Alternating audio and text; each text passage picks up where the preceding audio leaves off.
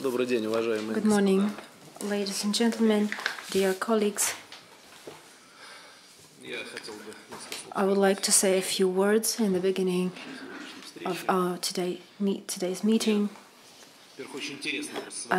It's very interesting for me to meet all of you because you have just become winners of the first competition for the grants. And the idea to allocate some funds for to attract leading foreign scientists and academics to Russian universities and to create conditions for academic mobility was very appealing to me when a year ago, maybe a bit earlier, Mr. Fursenko, the Minister of Education, and I discussed it somewhere, and today this idea is being implemented, and some of the organizing effort was spent to make it real, and this is not very little money for our country. We propose to spend 12 billion rubles for different purposes in scientific research, and I hope that we will get some results out of this. Most of you have started working in your new laboratories that were created in universities in Moscow, St. Petersburg, Vladivostok, Krasnoyarsk, and some other cities. And I would like to say in the beginning that I'm very much interested to create workable conditions. Today this is not so, but nevertheless we are intending to do everything which is necessary to make the activity of our Russian scientists and their foreign colleagues be more and more productive and to create positive conditions for the exchange of ideas and their commercializing, that is, making them work in production and creation of high-tech businesses. Today, we are implementing these projects, and a whole range of new projects are emerging, and we are laying down the basis of the infrastructure to support innovative developments and their commercialization. And your works, in this sense, must also be the example of such advances, and I hope that the government will do anything which is possible, and the decisions that have been made will yield some fruit. Science today has no borders. It was so before, but today we have created unprecedented conditions for the exchange, and this is why our country is very much interested in circulation of ideas and in provision of scientific mobility, the highest level of mobility possible in our conditions. I also know that the competition for grants was quite a large-scale event, and international expertise was carried out on the highest level. 1 month ago, as far as I know, that was in the middle of April, a second competition was announced, and I hope that it will attract the attention of the most recognized researchers. And I would like to highlight one thing. We are just at the beginning of the way, and the experience of such grants is highly wanted in other countries, and this is the first experience for Russia. That's why I wanted to see all of you and discuss what else can we do in order to make these grants more efficient. How can we create conditions for high-class scientists? How can we help them work, knowing that over the last years the infrastructure of the Russian science hasn't been developing that fast as we wished, and we had some problems as well.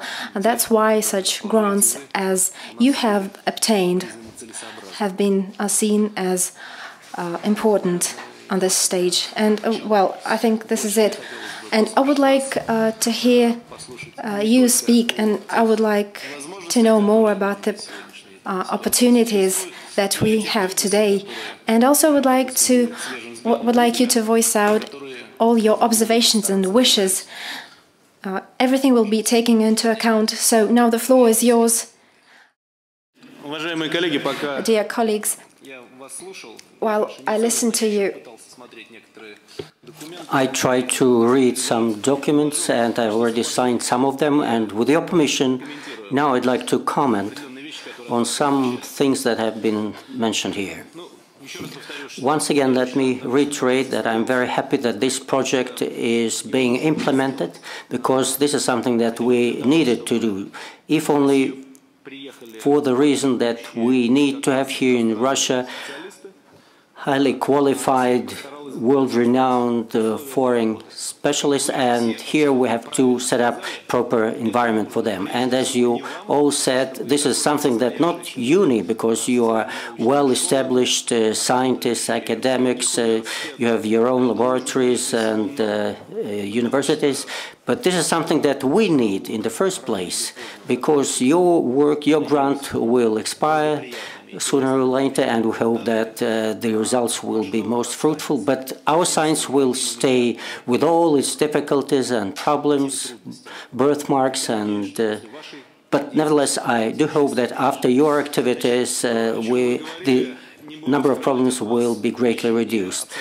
I'll be quite frank with you. The problems that you have raised here are well known to me. I'm referring now to this law, 94 law, which has failed to improve the results of our activities, but even is impeding our work. I've already mentioned this before, and this is not the only problem we have, but the very environment, the bureaucratic environment that has taken shape in the course of long years, this is the problems we really have, the fundamental problem that took shape in the last 2 decades. But this is not to say that this law should not be amended.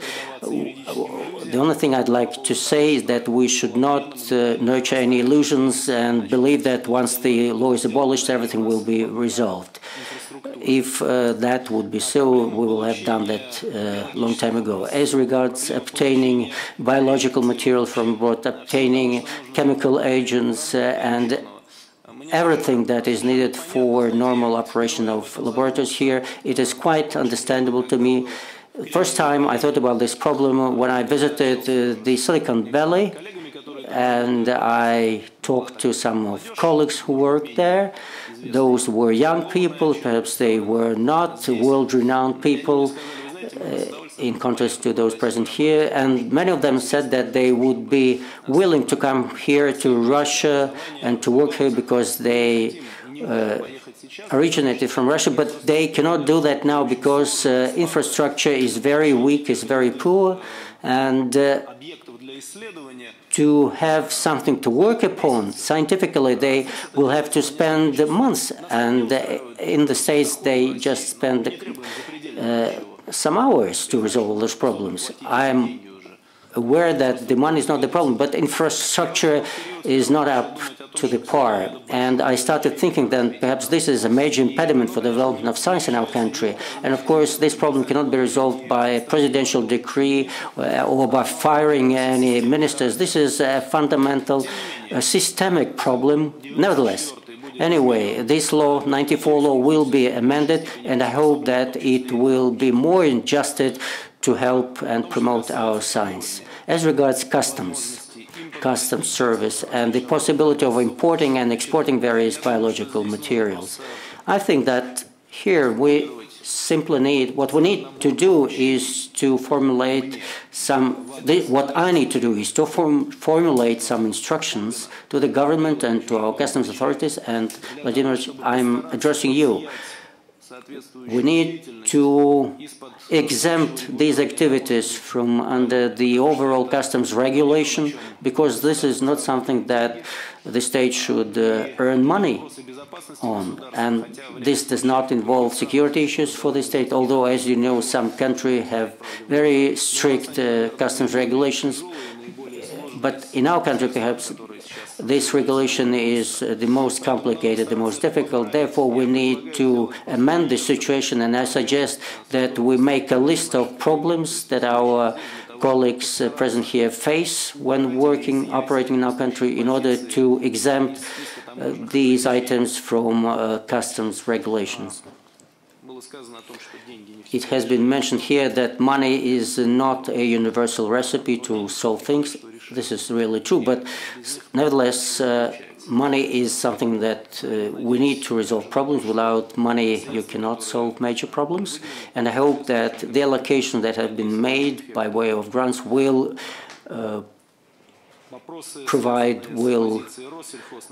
bring results. As regards our agricultural control service and administration, if they are so bureaucratic in their procedures, I think that things need to be amended. And I am addressing you. Please call the minister, whoever is in charge, and ask them to resolve this issue. I'm not promising you that every problem will be resolved by personal intervention, because you should understand that every sphere of operation has its own costs. As regards what Mr. Schultz said about export and import procedures, of course, I refer to both importing and exporting materials and equipment and other export items.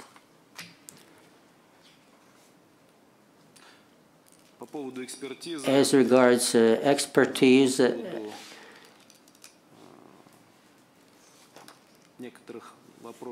about some issues that have to do with the popularization and promotion of results, I agree this needs to be done. And there is yet another topic that has been raised here, the topic of professional cadre and experts being prepared and educated here in our country. This is a topic of major importance to me, because here in this country we have had a dramatic change in the higher education system. Perhaps not the best change has taken place. When I graduated, about 30 people school graduates wanted to go to universities. But nowadays, almost all the graduates of schools want to go to the universities. And the problem is the quality of education at the university. And some of them simply need to be abolished. And therefore, I have issued a special instruction to our education ministry to be selective, to streamline and to ensure that the best prepared, the best qualified universities survive, that are in a position to provide us with the cadre that we need. Personally, I'm a lawyer by way of education, but after we have established so many legal departments, law departments at our university, I simply get scared when I see how many of them, after graduating a technical university and a department of law at such university, it is a scary thing to entrust your life to a surgeon who graduated from a mathematical university, and the same goes for a professor of law who graduated from a technical university. There has been a mixture of genres, and this did not help to improve the situation at our universities. This needs to be corrected, and I believe that in the next years to come we will put our house in order. I wonder, what is the overall number of our graduates, university graduates, annual number? About 2 million people, 2 million graduates every year. And you say that it's find it difficult to find 20 properly qualified young people. So this is indeed a problem of quality for our education, and things need to be changed in a drastic way. And I hope that your research will help us to resolve this problem as well. And finally,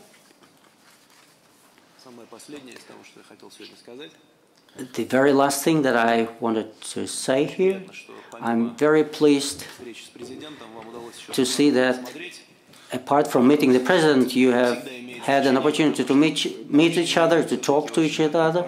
It is an important thing because the world of science is a transparent one, and communication among scientists, between scientists, is a very important thing, and I hope that the contacts that you will establish here will help you in your scientific activities and will help you to obtain the results that you are aspiring to. And